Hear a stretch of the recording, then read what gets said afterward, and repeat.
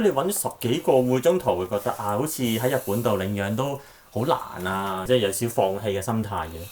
其實都真係覺得好難，因為喺領養之前已經上網睇咗一啲人哋嘅個案或者資料啦，咁都話好多好嚴格嘅，即係例如係話你單身嘅又唔得，即係未結婚唔得，跟住之後如果你有小朋友唔知幾多歲以內又唔得，跟住之後長者過幾多歲又唔得，跟住之後有啲又話睇你個入息審查，可能我哋呢啲外國人又未必得，咁所以種種樣嘢加埋咧，其實我哋本身嗰個都唔開始唔抱咁大期望㗎啦。咁但係因為我哋本身都真係好中意貓嘅，咁都繼續去 keep 住試咁樣咯，係咯。Hello 大家好，今日就嚟到一個香港人屋企啦，咁而家係京都嘅，佢哋就係領養咗兩隻貓，你介紹下你自己啊。好 ，Hello 大家好，我叫 Bonnie 啊。係，我係心心。即係你哋領養咗兩隻貓啦，咁所以我就想嚟呢度探下啲貓仔啦，咁同埋問下你即係點樣喺日本度領養貓嘅。咁呢兩隻貓係幾大個啊？佢哋而家1歲左右啦，1歲加多1個月左右啦。即係一樣大。係一樣大，係係同一胎嚟嘅。同一胎嚟嘅。同一胎嚟。咁呢個係叫咩名啊？佢係女仔，叫做 Kana。呢個係 Taku。Taku 就男仔，好似好舒服咁樣。係。之後問下你哋有關喺日本領養貓嘅事情啦。我呢個就係 Kana。係活潑啲嗰個係嘛？冇咁驚人啦。冇咁驚人。其實兩個都私底下就都好活潑嘅。係。不過就 Kana 就冇咁驚人啦 ，Taku 就怕生保啲咯。係咯，我啱嚟嗰陣時咧，佢匿埋喺凳底啊，喺呢個 sofa 底度匿埋咗好耐。所以你睇下佢而家都唔通佢怕鏡頭？我覺得佢好眼瞓啊！佢而家。因為呢個鐘數佢哋 suppose 係啊。係啦，你哋幾時嚟到日本㗎？我哋正式嚟講就上年3月就嚟到日本，即係2014年嘅3月。咁你嚟日本之前咧，有冇養過貓㗎？都算係有養過嘅，咁有個親戚就執咗隻貓，咁然之後嘗試就拎翻屋企度養啦。咁但係因為攞入咗屋之後咧，咁我同外母住㗎嘛，我哋兩個外母好似有啲敏感咁樣對啲貓，咁所以最終就俾咗我阿哥，咁就擺喺阿哥嗰度養。咁我哋都會帶佢去做嗰啲注育啊，即係買晒糧啊，咁各樣那樣。咁但係因為佢就入咗屋都一段時間，即係2-3年，我哋嚟日本之前，咁見佢又性格本身比較怕醜啊。或者係細膽啊，咁又見佢同啲小朋友好融洽咁樣，咁本身有諗過帶佢過嚟嘅，咁但係最終又驚佢過到嚟又要搭飛機，跟住之後又驚佢會有抑鬱症咁樣，咁所以就最後決定冇攞佢過嚟咁樣咯。咁佢就變咗係阿哥佢哋係啦，佢就變咗貓啦。阿哥佢哋嘅屋企人就變咗。係啦。佢落咗嚟啦。咁都唔反抗嘅？佢 OK 㗎，任何人去都得㗎。個肚冇咕咕聲。最好嘅店長。咁你哋要嚟日本啦，咁幾時開始有喺日本度養貓嘅念頭咧？一直都好中意貓嘅，咁所以嚟日本之前係已經打算一定會養貓㗎啦。咁所以嚟揾屋嘅時候都已經揾第一間係可以養貓嘅屋咯。你中意貓啦，咁點解會揀去領養咧？咁因為譬如除咗領養之外，咁可以喺寵物店度買啦。係咯，點解想領養貓咧？因為我哋即係叫做喺嗰個貓嘅圈子入邊啊，通常都係話領養去代替購買嘅咁樣樣。加上我哋本身冇特別話一定有一個特定嘅品種，我哋好想要。咁反而我哋係想要街貓。咁而街貓係喺寵物店反而唔會買到㗎嘛。咁所以我哋就考慮領養咯。就冇買，係啊。呢個有冇叫咩品種定係點樣㗎？佢哋叫做日本街貓，日本街貓。寫係虎斑貓。係虎斑貓，但係佢哋會係叫做雜種咁樣，好慘佢哋叫雜種，係唔係日文直頭係寫雜種？係咩？嗰個好似唔係，我哋呢度寫 mix 嘅。係英文就寫 mix 嘅，係啦。冇咁啊係好聽啲。係啦。幾靚啊！係我都覺得幾得意啊！佢哋嗰啲紋都幾靚。好有老虎紋，即係好突出啊個紋。係啊，同埋我哋好開心就係佢哋又會呢個又着白襪啦，跟住之後麒麟尾又好似特別啲啦。咁即係有啲朋友話日本麒麟貓喎，好嘢嚟喎咁樣樣。咩係麒麟貓？麒麒麟麟尾啊貓就？係佢個麒麟尾咯，係即係捲尾貓咁樣樣咯。哦，即係個尾係好短一截嘅。係斷一截或者同埋係曲捲埋咗，好似一個波咁。係啦係啦。哦，呢個係咯，幾即係幾特別咯，我覺得。招財貓好似都係因為個呢個圓形都係捲尾貓係。哦，佢而家啱啱食完晏晝飯咧，佢又喺度舐啲喺度玩毛啊！我個。有啦，唔想上鏡啦，翻自己我屋企。要瞓覺要瞓覺，因為呢個鐘數係瞓覺時間，嫌我哋嘈啊！喺日本度揾屋去可以養寵物嘅，咁係咪好難嘅咧？因為如果你就咁上去嗰個叫做租屋嘅市場或者平台入邊睇咧，其實我諗可以養寵物或者養貓嘅租嘅屋嚟講，可能連5% 都未必有。咁所以本身個範圍已經縮得好窄㗎啦。咁仲要我哋本身係外國人咧，咁又有好多唔會租俾外國人㗎嘛。咁所以就係難上加難咯。咁難咁，你哋最終點樣可以揾到一間屋係可以養寵物嘅咧？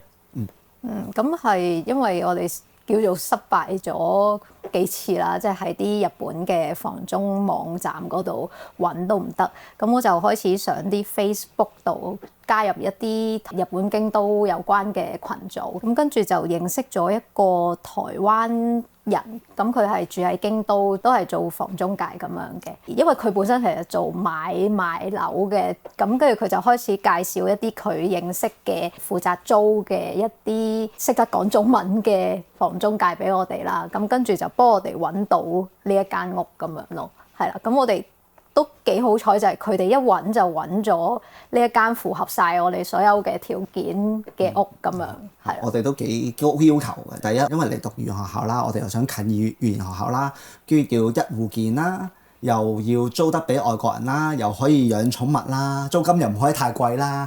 跟住之後仲要我哋係本身諗住申請經營管理簽證㗎嘛，佢呢間仲要符合埋係可以做嗰個前鋪後居嗰樣嘢，咁所以係好難揾嘅，我哋自己都覺得，咁都有預計可能我係喺香港嘅時候揾唔到，要過嚟臨時住酒店啊民宿，咁然之後再慢慢揾。但係點知呢個地產中介啦，佢第一間 send 俾我哋嘅就係呢一間屋。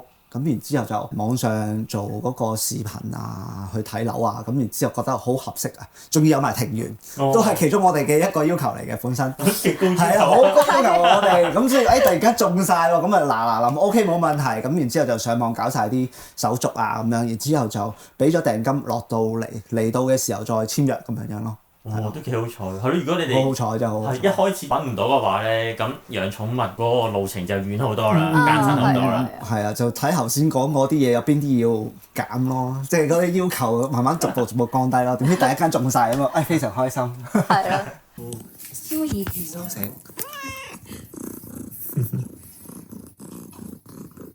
哦，咁係咯，咁急促嘅你。我幫你拗下呢度，你都自己拗唔到。咁你哋點樣喺日本度揾領養貓嘅資料㗎？咁我哋本身一開始都冇乜頭緒，咁所以都有問下語言學校啲老師，究竟有啲咩途徑可以去領養貓咁樣啦。咁佢哋就介紹咗一個網站，就叫做 Jimote。佢入面就好多，其實可能做一啲同即係咯家庭生活有關嘅嘢，即係可能好多二手嘢啊，同埋就有呢個離親嘅一個 session 咁樣啦。咁離親係叫咩咧？即係領養人咁樣。哦，即係喺日本咧領養嗰個人，係啦，叫離親啦。係啦，領養嗰個人叫離親。咁佢哋就會有啲人，如果有貓叫做貓狗所有動物都會擺上去。係啦，需要人去領養嘅話，咁就會放上去。咁我哋前後都問咗10幾隻貓，咁但係都唔成功。佢哋通常都係冇回應啊，又或者隻貓已經俾其他人領養咗啊咁樣。咁跟住曾經我哋亦都試過去一個叫離親會。咁日本都幾多一啲組織係專門可能收養一啲流浪貓狗咁樣，跟住就定期會開一啲離親會，就係揾人去領養咁樣啦。咁我哋就曾經去過一個大阪嘅咁樣嘅離親會，咁但係我哋叫做留咗資料，然之後都睇中咗啲貓咁，但係佢哋就需要審查咁樣審核咁樣啦。咁之後冇揀中我哋咁樣，咁所以嗰陣時我哋都覺得都幾難嘅喺日本度揾領養貓。咁但係之後就揾到而家我哋叫領養咗佢哋呢兩隻嘅一個都係理親組織嚟嘅。咁佢哋就喺京都武學嗰度嘅。咁我哋都係喺 Gimote 度。咁啱睇中咗隻貓，然之後就同佢哋聯絡上咁樣啦。咁最後我哋就領養到呢兩隻貓啦。喺你哋開始揾領養嘅資料啦，到實際即係揾到呢一個領養嘅組織，中途大概係用咗幾多時間啊？中途用咗2-3個月左右咯。係咯。咁喺呢2-3個月中途，大概係即係揾咗幾多間啊？試咗幾多次㗎？先佢大概13，如果睇翻啲資料，係啊，問記錄咗係咯13-4個，係咯，組織或者人啊，係啦。咁係即係中途揾佢哋啦，用呢個咩 Facebook 又好啊、IG 又好啊，問佢哋會唔會係有回應啊？即係經過幾次嘅來往先至唔得定係點樣㗎？通常我哋一開始就已經寫明我哋個情況係點樣，咁即係一大篇準備好晒。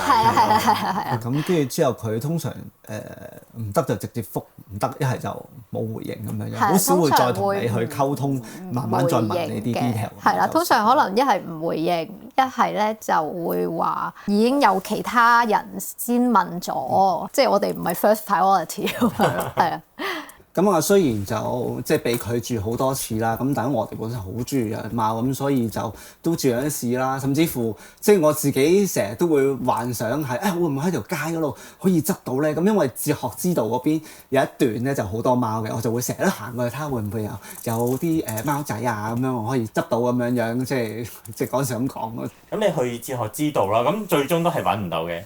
冇見到大貓咯，淨係冇見到貓仔，都有好多貓。其實嗰度 keep 住都會有幾隻貓嘅，嗰度個地盤嚟佢哋。最終領養到佢哋兩個都好開心咁樣嘅。係都幾好啊！你哋即係最終都揾到。咁你中途有冇啲實際係去領養會嗰度睇嗰啲貓啊咁樣㗎？我哋實際上就去大阪嗰度就去過一個理親會，之後入到去就要俾個好少嘅入場費，即係可能講200yen、幾百yen咁樣睇啲貓，跟住睇完揀中，咁然之後就填個 form 就會寫你對邊隻貓個 priority 係點樣，咁跟住之後又會問你咩職業啊，喺屋企一日會唔會有幾多個鐘唔喺屋企啊咁之類咁樣，咁然之後交到資料，咁但係最終冇被揀中，咁所以都係石沉大海咁樣咯。咁你揾到冇學過領養組織啦，俾你去領養啦，咁事前要準備啲乜嘢？事前要準備嘅嘢其實都唔係好多，咁我哋就同佢視像完之後，佢覺得我哋條件 OK，咁就再溝通下，然之後佢再俾2隻貓貓我哋去睇，咁同隻貓貓視像，咁都 OK 啦。咁佢就帶埋貓貓過嚟，咁佢事前其實要求都冇特別好高嘅，佢淨係話你需要有貓要用嘅貓砂盤啊、食物嘅兜啊、水嘅兜啊。咁其實就已經 OK 咯，咁就唔會似香港咁樣，因為香港住高樓大廈啊嘛，咁佢就一定要求安裝貓網啊之類啊咁嗰啲，咁我哋呢度就冇啦。咁但係我哋就本身有個庭園，但係本身都會有蚊紗嘅網咁樣，咁不過佢其實冇特別要求呢啲嘢都。呢個係咩嚟㗎？呢個係潔齒嘅零食。哦，係嗰啲潔齒棒。我哋好硬嘅呢啲。佢哋都食得咁開心嘅，係好味㗎。因為有零食，佢哋就唔知點解就零食開心，我都唔知究竟係咪零食好味啲。你同嗰個領養主溝通過啦，咁佢就應承俾你哋養貓啦。大概視像會議知道佢哋實際拎啲貓俾你係大概隔幾耐㗎？隔幾耐？我印象中都好。視像之後到佢哋嚟，好似都差唔多接近1個月。係啦，因為佢哋嗰陣時太細個啦，出世冇幾耐，咁佢哋可能要覺得佢哋穩定啲，即係驚佢哋太快去轉換一個環境會唔適應，咁所以都要等到佢哋夠3個月大嘅時候先至攞過嚟嘅。嗰個領養主嚟到啦，即係佢實際親自送2隻貓過嚟俾你哋嘅，即係揸車嚟到啦。佢嚟到嗰陣時會唔會你感覺到佢好似會唔會周圍 check 嘢咁樣咧？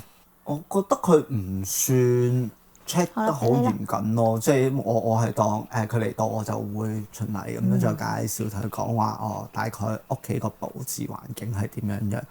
我覺得佢冇至於話特登要睇你呢度點樣，又挑剔你嗰度咁樣就冇咯，呢啲係啊。我覺得嗰個組織嗰個義工其實都幾好人，佢個樣同埋佢啲態度都好 friendly 嘅，跟住同埋感受到佢係真係好中意啲貓咯，因為佢成日都會 keep 住同啲貓互動啊咁樣嘅，跟住同埋成日會話佢哋好卡哇伊啊，同埋佢哋為每隻貓咧，就算佢哋可能執翻嚟，跟住好快就俾其他人領養咁咧，佢都會每一隻貓都會先改一個名俾佢哋先嘅，所以佢哋兩個本身其實個名唔係呢個名係我哋改嘅，係啦，係啊，即係嗰個領養者其實自己都好中意貓嘅。係啦係啊係啊，下面我放低下。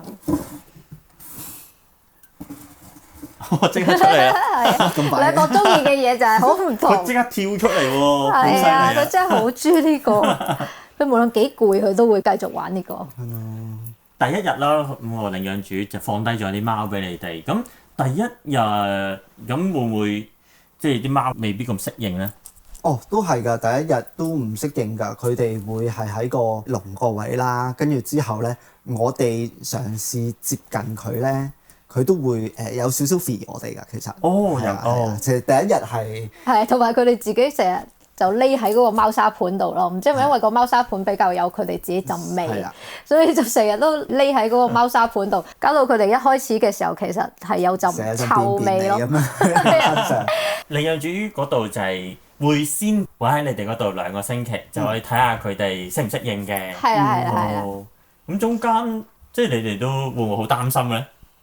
擔心㗎，好擔心㗎，即係同埋好緊張咯，即係會驚邊度做得唔好啊，又或者佢哋會唔會邊度唔適應啊，或者有冇啲咩唔啱佢哋啊，咁同埋都會驚會唔會有啲咩其他原因或者理由佢會無啦啦唔俾我哋養啊咁樣，所以嗰2個星期就好緊張，譬如又唔敢可能同佢哋沖涼啊或者抹身啊咁樣嗰啲都唔夠膽做住咯，係啊。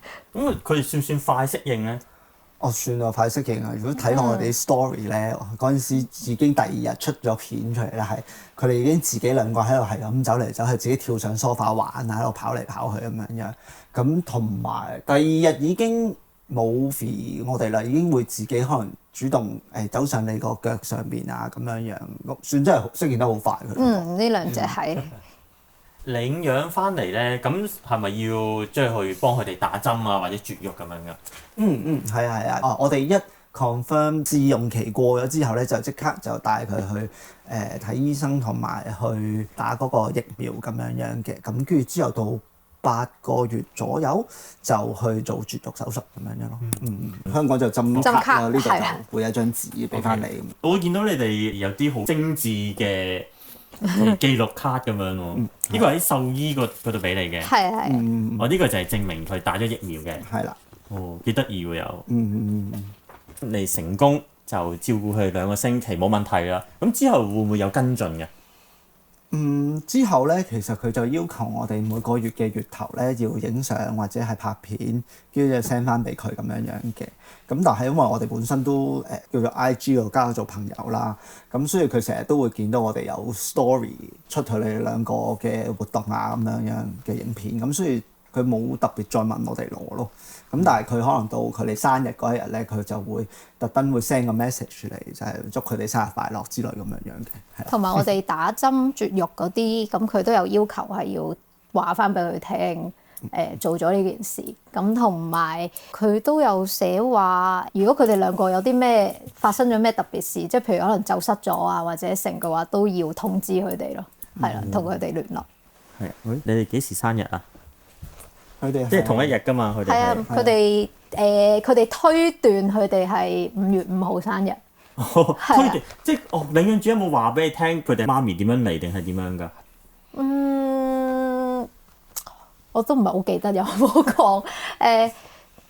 應該好似冇特別去講嘅，佢只係有講話佢個胎好似係3兄弟姊妹咁樣，跟住佢哋兩個係其中2個咯。我哋領養嘅時候，佢哋都有講明話，如果你哋要領養就一定要2隻一齊領養，得唔得咁樣？咁我哋 OK 咁樣，即係可能佢呢個都係佢哋其中一個條件咯，係啦。我一嚟到咧就見到2隻啦，咁你一開頭係咪諗住係領養1隻，定係有冇啲咩打算㗎？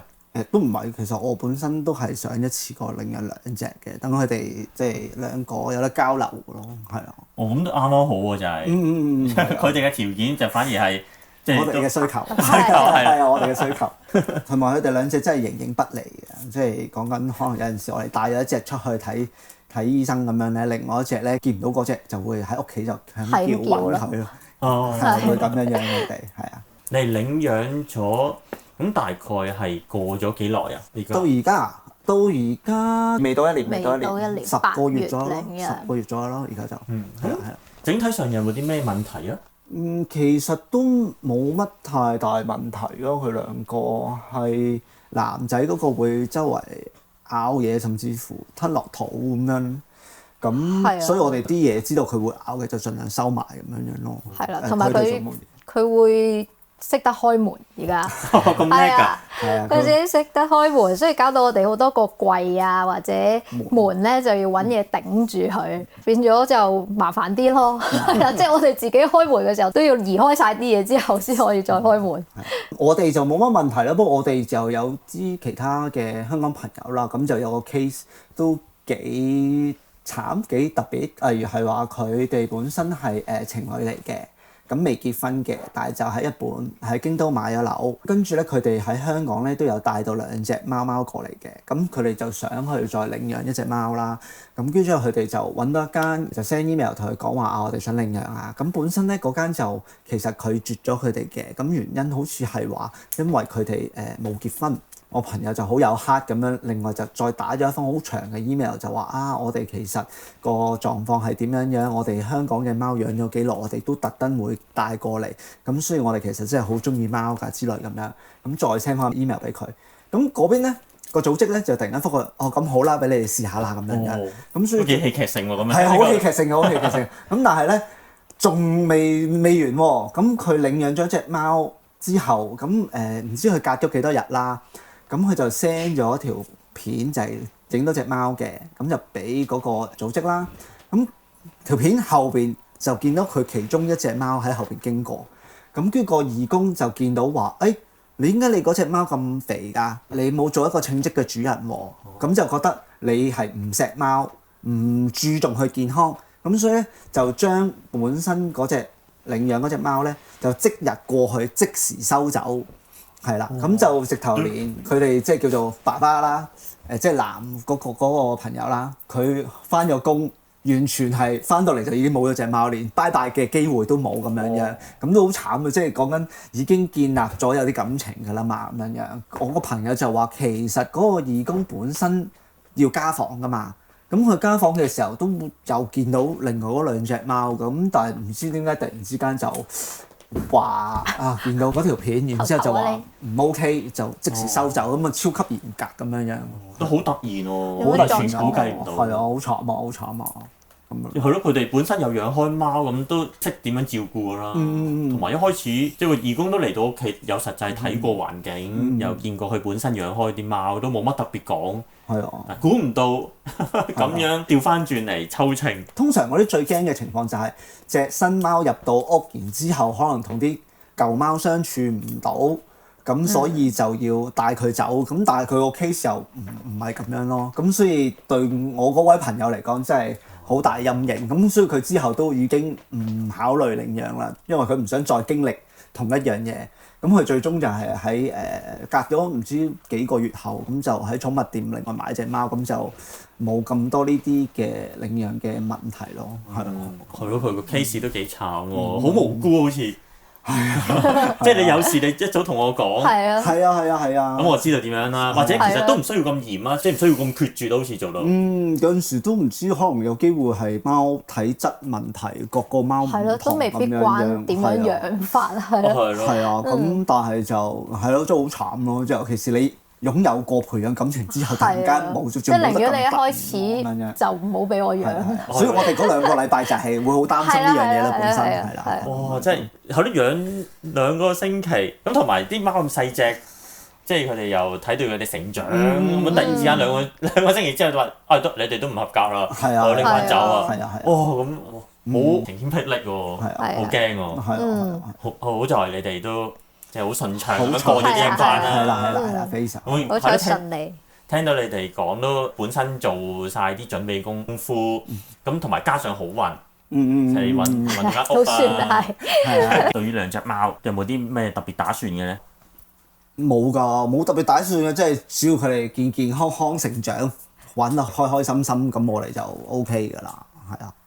咁我哋自己其實都會由細隻嘅時候就訓練佢，就係會去我哋架車嗰度啊，咁熟悉個環境啊，咁然之後會嘗試帶佢哋出街啊，咁我哋會做呢啲咁樣嘅訓練咯。咁有陣時我哋去旅行嘅時候會一齊出去。即係講緊本地遊啦，咁所以我哋其實上個月啱啱去完瀨戶內海10日咁樣，咁我哋都其實帶埋佢哋一齊出去咁樣，係。佢哋會唔會好驚踏出個門口出邊啊？即係開始會驚少少嘅，咁但係因為我哋真係講緊領養完翻嚟之後就開始有啲 training 啊咁樣，咁帶佢上車咁就冇乜問題。即係如果你係直接抱住佢係上車，佢就冇乜嘢嘅。咁可能如果你入袋係去其他地方，即係可能我哋有試過踩單車嘅時候，咁因為啲車聲啊會嘈啲，咁佢哋會可能驚少少咯。咁但係我哋盡量，如果踩單車嘅話，就會避開啲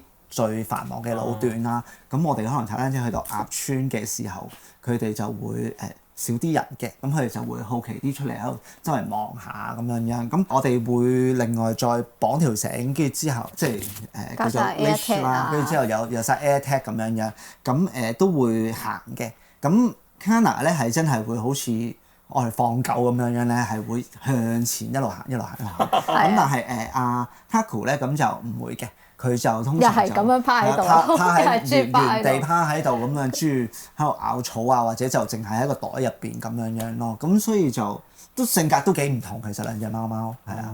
係，不過其實感覺佢哋2個都中意出去嘅，因為佢哋成日平時喺呢度停完咧，都好中意望住啦，跟住成日又好想拗出去，跟住或者我一開窗咧，佢哋就即刻衝過嚟，係啦，即係就算有個紗網喺度擋住咧，佢哋都係會衝過嚟咯，跟住就喺度坐喺度咁樣望咯，係啊。咁因為我哋有陣時都會俾佢哋出去庭園嗰度嘅，咁或者係佢哋又中意衝出去鋪頭嗰度咧，然之後喺塊落嘅玻璃揾望住出邊咁樣，咁所以感覺上佢哋都即係成日都想 explore 新嘅地方咁樣嘅，係啦。即係唔係嗰隻好細膽或者成日中意匿埋瞓覺嗰啲貓咯，感覺佢哋。係啦。今日就多謝阿 Bonnie 同埋心心就為我哋介紹喺日本領養貓貓嘅事宜啊。OK， 多謝晒今日。好 OK， 拜拜。拜拜。